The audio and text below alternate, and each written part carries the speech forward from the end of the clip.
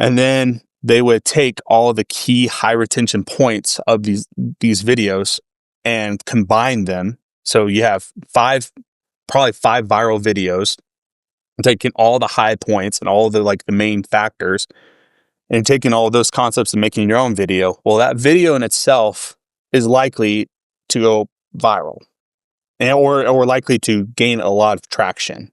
And that's how he did it. Like, he was an extremely fast growing creator because that was part of his formula that he used and adapted and applied. And then he posted consistently, so like every Tuesday, like people were like excited to be able to, wake up in the morning and be like, Matthew Bean just posted, or Jay Stew just posted.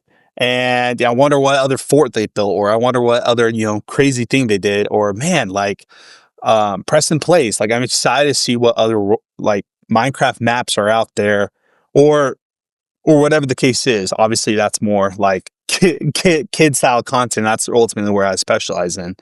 But yeah, and so there's the kids and people are always looking and excited for that Tuesday or that Wednesday. And that, I would say that those things are critical in order for you to be able to get from 0 to 1 million followers in a quick time frame.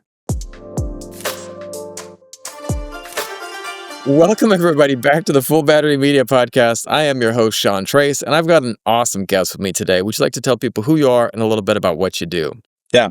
Hey, guys, I'm Josiah Swank, and I live here in Colorado in the United States. And I've been in the YouTube world for about, I would say, 6 to 7 years now. And I'm a YouTube strategist. And so I love coming up with fun concepts that ultimately drive engagement and keep people excited, and just love making content. I've been doing it for a while, and I've worked with some pretty awesome people. So I'm excited.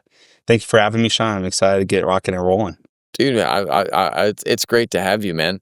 And it's awesome because it's like, you've been doing it. And like, that's the cool thing. At the end of the day, it's like, I love people that are out there in the world doing stuff. It's like, I had this martial arts class I went to. And like back in the day, you ever see I mean, maybe I'm dating myself here, but I love the TV show Napoleon Dynamite, and they had this like Rex Kwon Do. Yeah, Rex Kwon Do, man. Yeah.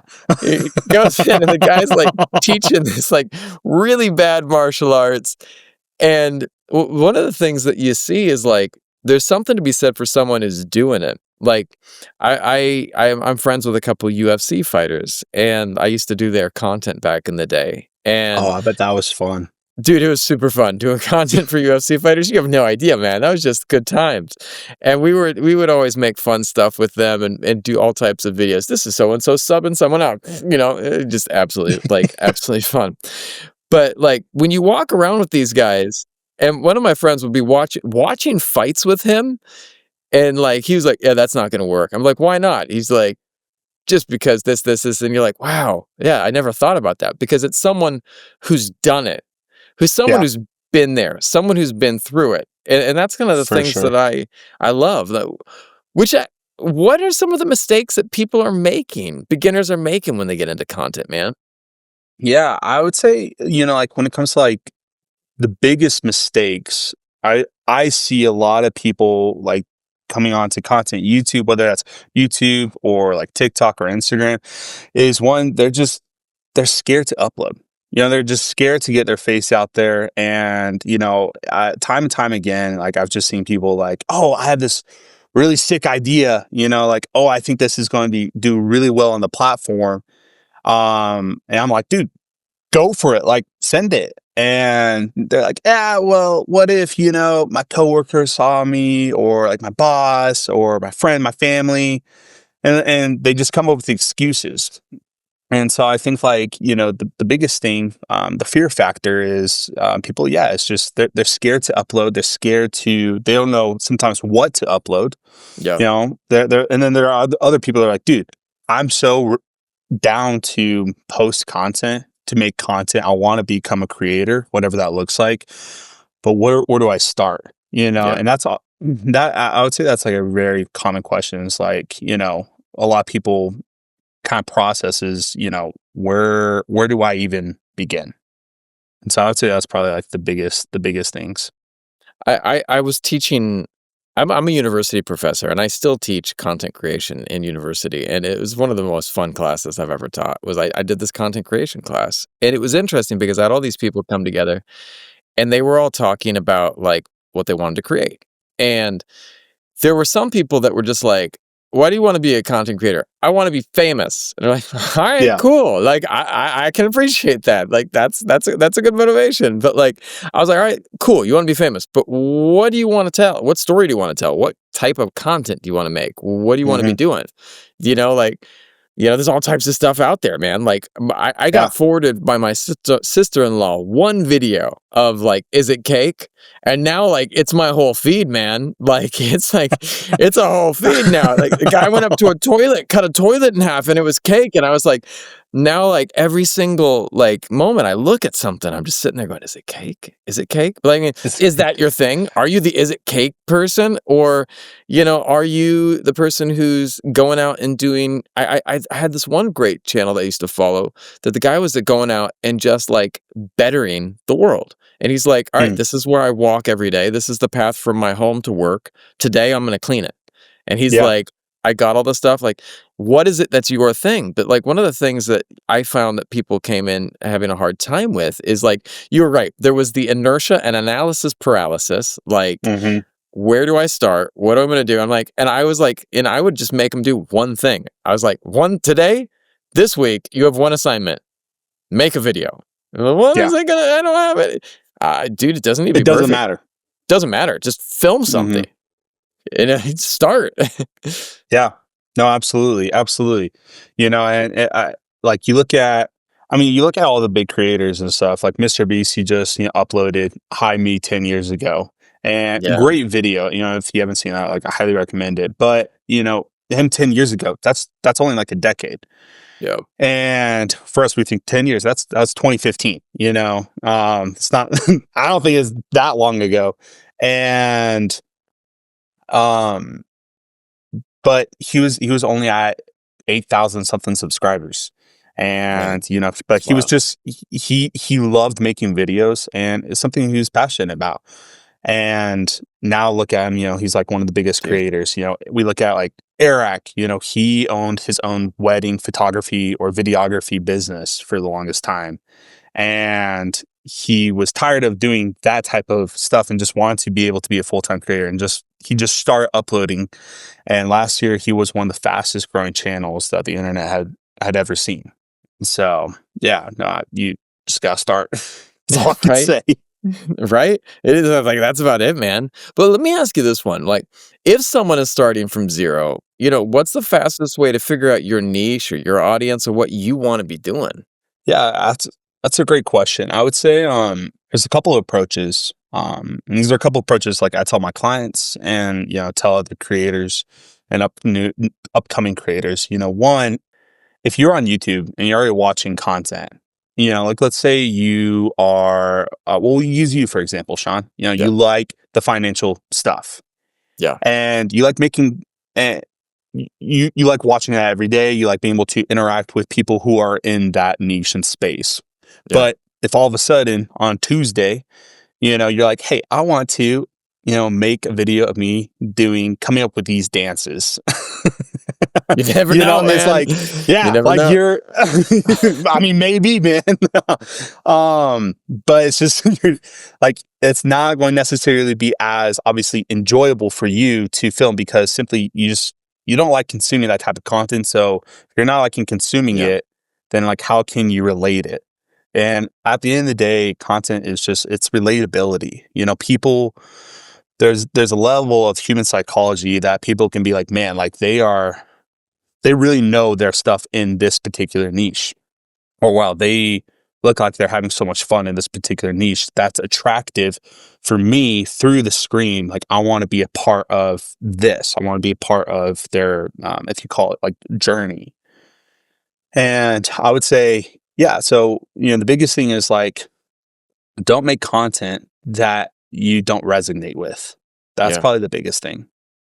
The second biggest thing is, I would say, you need to start being consistent with uploading, because when you start uploading, your audience will find you. Yeah. And what I mean by that is just how YouTube works, how Instagram, TikTok, how all these different platforms work. Probably even Sora too. Sora's coming up, and like how Sora is working now is, once you start making content, it's going to resonate to a particular audience that it might not. You might be like, oh man, like, yeah, it's in the financial services, but man, I thought I was going to target 60-year-olds, targeting young 20-year-olds. Yep. And so, because you're relatable. And so, I would say, yeah, like the algorithm will help you to find the audiences. All you can do is make content that you enjoy. And going back to the first question, start uploading. And there's a balancing point between like creativity and consistency. Mhm. I for like last you kind of got me cracking up about the dance thing. Is I can't dance to save my life, and I probably won't make dancing videos. But like my wife had a music video. My wife's a famous singer in Vietnam, and she had a big music video that That's came out. crazy. Yeah, called Slady. And so we had this whole campaign about Slady, and it was about body positivity and like what women have to go through. It was a great video. And I'll probably just like cue playing Slady here in the middle of the Yeah, podcast. you should. Why not plug it, right? And Right. but one of the things that was interesting with Slady was that we had a big campaign going to kind of build it up. And so one of the things was to see what would it be like to be my wife for a day, because she has to put on a lot of makeup, get dressed up, wear these really difficult to wear dresses, heels. So I went in drag one day to her show, and it was like, I will say this, like, it was wild, and the content blew up. And like it was super funny. And I mean, I thought I was going to be the ugliest woman on the planet, but I actually was much better looking than I thought I would be. I was pretty blown away. It was You're like, fun. damn, I might date myself. I was like, not so bad there, Sean. But one of the things that at the end of the day, I realized, like, first of all, it was not easy to do a few short reels. Like, we did some short form content. It was 2 hours in that makeup. It was not cheap to get the makeup done. You had to have props, you had to have all this. And I looked and I sat there and I thought, what is your return on investment? Because like from a business perspective, you have to think about the ROI. And the ROI on that it was expensive for a couple clips. Now, granted, they did really well, but it's not something that I would want to sit there in that makeup chair and come up with content like for that all the time, And it's like, certainly it was fun, it was interesting, but yet it wasn't something I wanted to do all the time. And maybe I'll try it again. So then why not? It's fun, it's hilarious. But more so when I was sitting in there, if I had to think about content versus like my Growing Money podcast or this podcast, any of the different podcasts I have, they're really enjoyable. One of the channels that I enjoy the most is my daughter's channel that I do with her called Ailani's Little World, which we do like educational content, and it's fun. Yeah. It's a kids channel, but when I saw all these kids going toys, toys, toys, I said, let's do something different. And like, I used to be a teacher. Let's talk about like, Ailani, what's some weird thing you want to learn about? And she's like, I want to learn about planes. So we went to like a flight simulator, like a real flight simulator, like one of the ones that awesome. like the pilots. Yeah, we jumped inside of it, and she's like, she was interviewing her cousins. She's like, how to make ramen. And I was like, all right. But then I'm doing how to make ramen. And then like, I'm like, well, let's find the most famous ramen chef. And like, we're going to make ramen in this episode, teach kids how to make ramen, and then interview a famous ramen chef about how to make ramen. I was like, and I love doing it because the idea at the end of the day, it's fun, it's interesting. And it's not that difficult for me to do. Like, it's stuff that's easy. And so that was like, for me, to balance consistency versus creativity. I love creativity, but like, if you go so creative that it's really hard for you to come up with those, you might burn out, No, totally. I totally, I 100% agree. And it's funny you were talking about the ramen and the flight. Immediately, my brain went to, I was like, dude, how sick would be able to, like, I ate a full bowl of, like, world's biggest bowl of ramen in a flight simulator. Like, that'd be That'd be such a good rad. video. But yeah, I mean, like, I think like you can be always like really, really creative, but like learning how to be innovative, I think it can be challenging for people. And what was your question? How do you balance creativity versus consistency? Yeah, no worries, man. Yeah, okay. I was all over the place. Creativity versus consistency. I would say the biggest thing is is 100% being consistent. Because being consistent, you are building the habits to be able to post regardless of like how good your content is and how crappy your content is. And it's a muscle that you're continuing to work, continuing to train, and that when you are at the place where it's like there is a ROI and you are making money and you're doing the thing you want, but man, you don't feel like uploading, like that consistency factor like comes into play. And it really just comes down to compound effect. And in addition to that, like the creativity aspect, like I truthfully believe anybody can be creative. You just and the things that help me ultimately be creative is putting myself in those situations and stuff. So yeah, immediately I was like, hey, dude, if I was at a flight simulator, I had a bowl of ramen, I'm like, dude, why not try to eat that and like try not to puke? I'm like, but that would be challenge-based videos. That was the first thing that came to mind. But it's just like you can make anything out of something, or something out of anything. Something we used to do when I was working with the channel Zealous, and I was the creative director for the channel, is we would all sit in a room and we would think of three things. We'd think of a person, we'd think of a place, and we would think of a person's name, a place, and then like an object or something tangible. And we would just tell someone like, hey, you got a fish, you got a man named Tim, and you got Paris, or you got the Eiffel Tower, go and come up with a video, and so it's like, today I woke up and I wanted to looked at my fish, he looked lonely and sad. And, I was like, why not take him to across the world? And so we decided hop on a plane, blah, blah, blah, and so we go on the story that allows us to be able to be more creative. Obviously that was a terrible example, but you get essentially, Or was it? Or was it? And so, yeah, so like you can be creative, and I believe anybody can do that. Just for you, I'm gonna turn that into an Ailani's Little World episode where All Ailani right, let and me hear it. we use everything with green screen. So I'll have Ailani and she wakes up and her fish is sad. So we decided to go to Paris, man. I'm gonna literally do that, and we're gonna learn about Paris. Why not? There you go. Great video. Yeah. That was sparked by three things. Yep. Three things.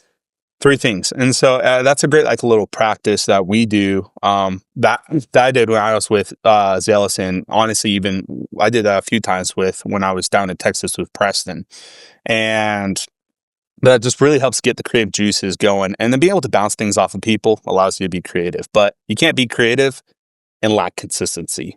Like it just you can't do that. So Do you think, like, I've talked to so many creators and I've never gotten clear answers on this. Do you okay. think people can tell or know what type of content will actually go viral? Is it luck? Is it strategy? Because like seriously, I've talked to so many people and there are so many people that go, "Yes, I know what it is." And then other people are like, "Dude, I literally have no idea." For sure. It's 100% strategy at the end of the day. You can. So I call it the spaghetti and like analysis thing, where like picture you have a like hand of wet spaghetti and you throw it at the wall, and maybe sometimes some spaghetti sticks to the wall, but most of the time like a majority of this falls and stuff. And so that's when I think it comes to like people who are just like randomly posting and hoping something goes viral. They don't necessarily know like all the ins and outs of like what makes a video viral. Yeah. And they're just hoping something, sticks to the audience and something that the audience might resonate with, or something that's like on the level of possible trend or whatever the case is, and hoping and praying to God that something sticks. And yeah, that's not like, yeah, you might go viral once or twice here and there, but yeah, at the end of the day, if you want to consistently go viral, it does come down to strategy.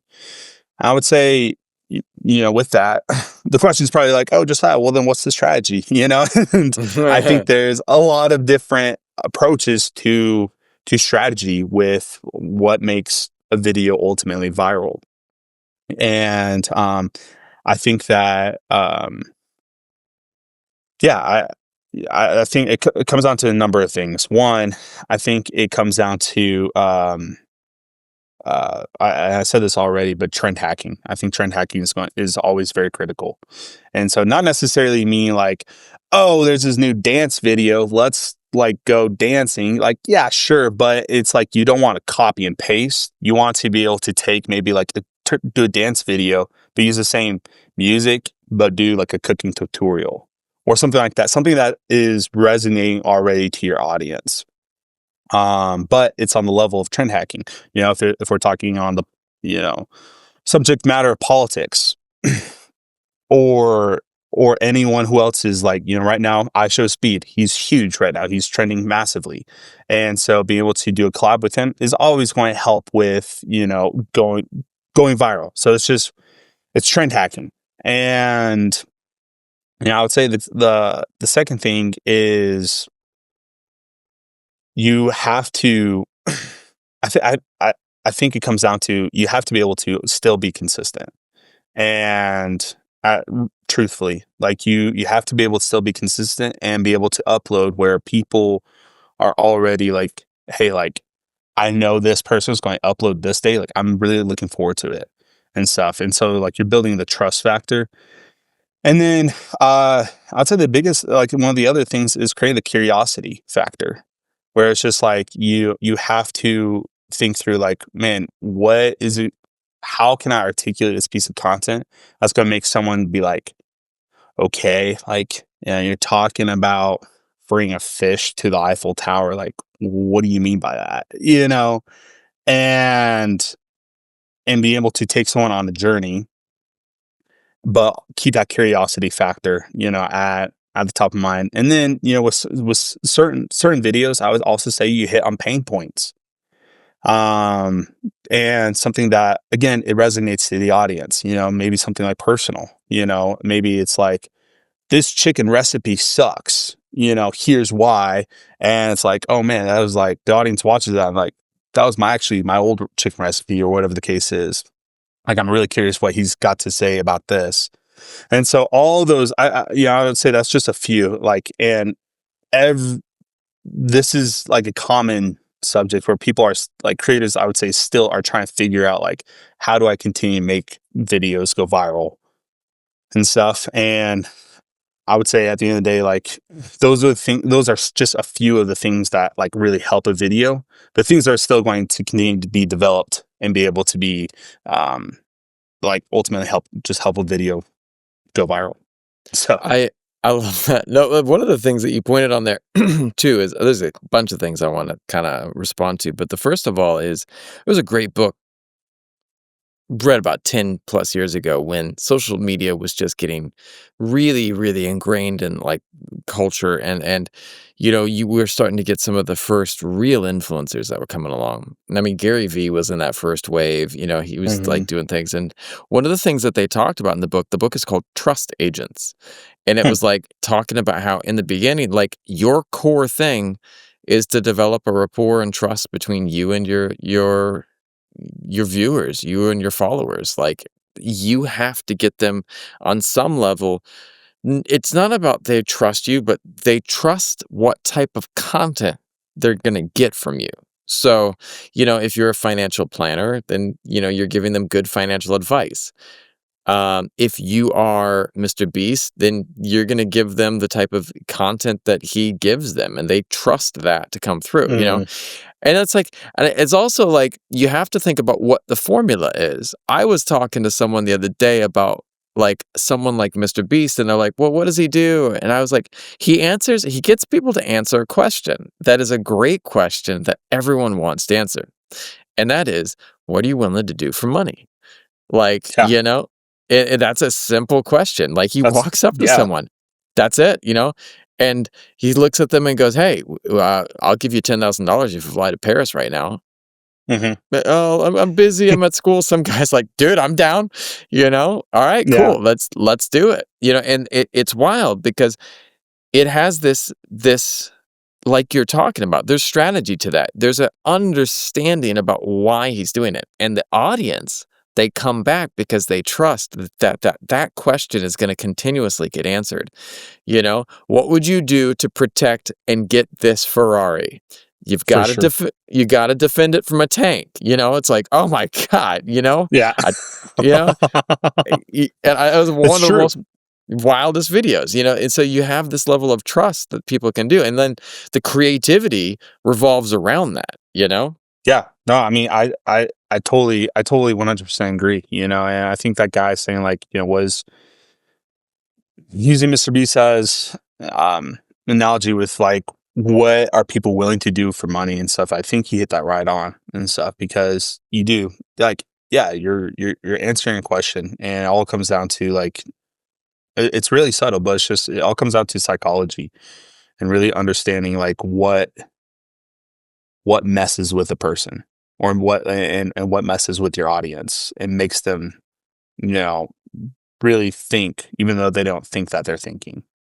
Ooh, I like that, you know, there's this Yeah. deeper level thing, you know, you're going for their why, and you're solving, I mean, it's whether you realize it or not, like, it's business. You're figuring Oh, out what the yeah. people's pain point is, and then you're solving it, you know? And Mhm. whether that be, simply asking the question, because how many times, like, we all have a price. If I gave you, I said, "Hey, I want you to walk in this room with all these old people and walk in there and go, 'Hey, F you, F you, F you.'" And I was like, "I'll give you $1." You're like, "There's no way in hell I'll do that, man. I'm not gonna do that. I'll give you $50." You're like, "Yeah, Sean, I really wouldn't like to do that." I'm like, "All right, I'll give you $100,000." And you're gonna be like, "F you, F you, F you." I mean, like, you know what I mean? It's like there's a point Totally. that everyone has that. And so, I think that the power is like, if you can figure out the questions people really want answered, and what is it the content can provide that answer, and it's powerful stuff. I totally agree. 100%, 100% agree. I want to ask you another question. Like, let's imagine someone came to you and you were taking a brand new creator and you want to take them from 0 to 1 million followers. What do they need to do? 0 to 1 million followers. I think to a degree we've already kind of like answered what that roadmap in a way looks like. I would say, Yeah. like, biggest thing is consistency. There's this creator, his name's Callaway, mm, something way, and he has his he has That this works. video where essentially he talks about, the roadmap for creators, and there's like the typical roadmap is, it's long and it's tedious and it's time consuming, and but then there are some creators who, it's a little bit more straightforward and everything like that, and regardless, he like either one of the creators either on one of the roadmaps, and the biggest thing, he said, one is the consistency. The two is, like you said, is learning what resonates with your audience and then building trust with your audience. And then three is, like, are you, when you're filming the content, are you enjoying it yourself? Because if Yeah. you are, that's going to be huge for people to be like, oh man, like, that's attractive. That's fun. They look like they're having a great time. I wish I was a part of that. I wish I was with Ryan Trahan when he, travels across America. I Right. wish I was with, ARAC when, it's try not to laugh, Right. or whatever the case is. And so it's being bringing people on that. And so, I would say like those few things. And then, yeah, like trend hacking is going to be huge. Like Matthew Beam, he's a great example. So I saw when Matthew Beam went from like 50,000 subscribers all the way up to now think he's at 6 or maybe passing 6 right now, million subscribers. And his biggest thing that he talked about, and he told me and he's told a bunch of people, is like he would find the best. They would think of a video concept. They would figure out like, okay, is this a good outlier? And what's the outlier score and everything like that. And then they would ultimately see, okay, what were the best top 5 to 10 performing videos that did well about a certain subject matter. Yeah. And then they would take all of the key high retention points of these videos and combine them. So you have probably five viral videos, taking all the high points and all the the main factors, and taking all of those concepts and making your own video. Well, that video in itself is likely to go viral, or likely to gain a lot of traction.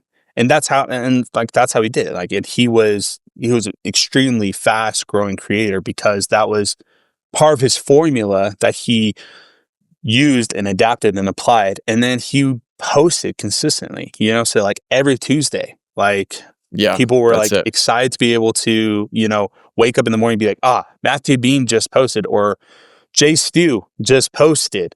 And I wonder what other fort they built, or I wonder what other, crazy thing they did, or man, like Preston Plays. Like I'm excited to see what other like Minecraft maps are out there, Yeah. or whatever the case is. Obviously, that's more like kid style content. That's ultimately where I specialize in.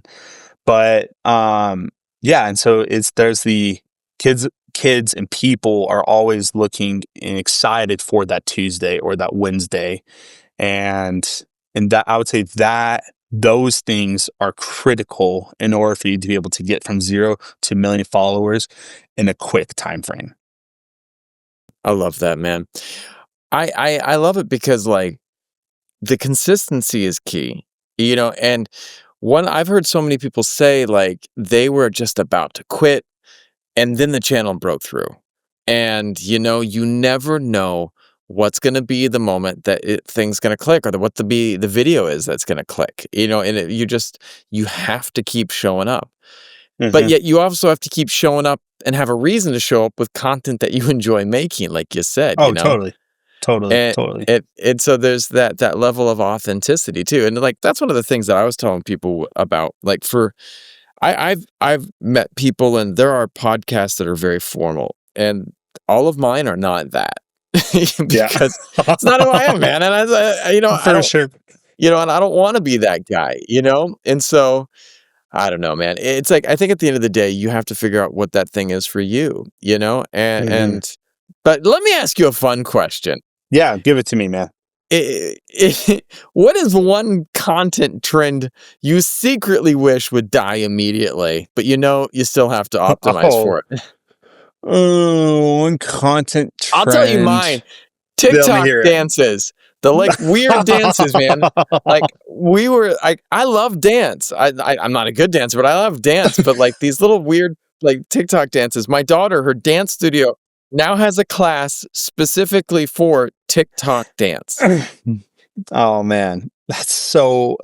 I'm gonna hate. I'm gonna throw shade. I would say right now the most annoying. It's not us. It's that it is It's in content, but it's also just now like in the world. It's like kids always walking up and they're like 6'7", 6'7", and I'm just like, what does that mean? And yeah, and I think that's like one thing. I'm just like, dude, like, why not 6'9" or something like that? And Yeah, right. I think it's silly, honestly. And I got another one. I'm gonna throw another one out there. The one that I can't stand. Give it to me. The fake meeting someone on the street interviews. Hey, oh, dude. famous person that just happens to be sitting in a car in front of me. Can I ask you how you became successful? Like, obviously the dude was there and you planned this, man. Like, I mean, it's true. I would say another one for me, and I don't mean to target a specific creator, so that's why I'm not saying his name, but it is the one where you walk into, a restaurant and you're like, hi, can I order a brisket sandwich, sweet, how much is it? It's $15. Can I get 100 of those? They're like, oh yeah, why? Like, I'm going to take it to the homeless shelter and, feed the homeless people. And then boom, it cuts to him in like his tub and he's like playing on the Metavision and he's just eating all these sandwiches or all these pizzas that he ordered. And I'm just like, dude, like, what are you doing? Like, I get it's funny, but I'm like, come on, man. I love that. I love what you're telling me, man. I'm with you. Yeah. I can go on for days, but you know what? It's like at the end of the day, you just have to kind of make what resonates with you, because it's going to be something that eventually it will resonate with you. Now, I got another funny one. Totally. All right, give it to me. If you had to pick one of your favorite content creators and they were an animal, what animal might they be? Oh, man. Favorite content creator. Or just like at random. If MrBeast was an animal, what animal would he be and why would people like him? I think he's a puppy. Oh, I would say like, that's so funny. I would say he's like an elephant. Oh, why? Why? Because he just tramples over people. Like he just is going forward and like nothing's stopping him. That's true. And give me some more. Another creator. Who do you tell me? What I would say, ARAC would be. We could just go down the list. ARAC would be like a baby leopard or something like that.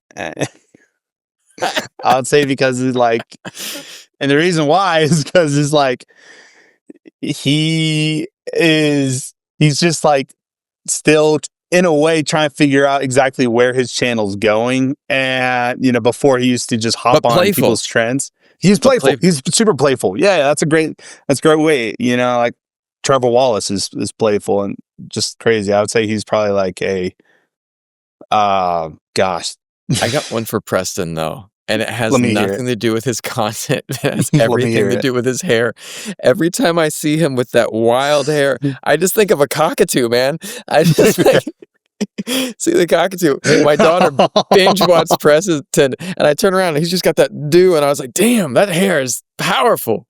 Dude, it's so funny. He uses a lot of hairspray. Like when we were on set, we were filming, gosh, I forget what video we were filming. But when we were on set, I looked over and he's just like, I was like, dude, we're about to film, man. And that's so funny. The hair has to be crisp. Dude. Go in a different direction real quick. What's one piece of content you would create if there was zero analytics, zero comments, zero chance of needing to go viral? What would you like to create? Oh, snap, Sean. That's and money's not an issue. Great question. You want to make something. What would you make? A video that well, I got a few, but I would say probably the top ones is this one isn't necessarily funny. This one's actually kind of cool. It's like I visited all the 7 wonders of the world in 7 days. That's right. And yeah, like I think it would be super. I don't know how you would do it. Like you would need to get like a mega jet and just be super quick. But I think that video would be like super awesome. And yeah, I think a concept like that would be super cool. And you don't mind me? I got one for you.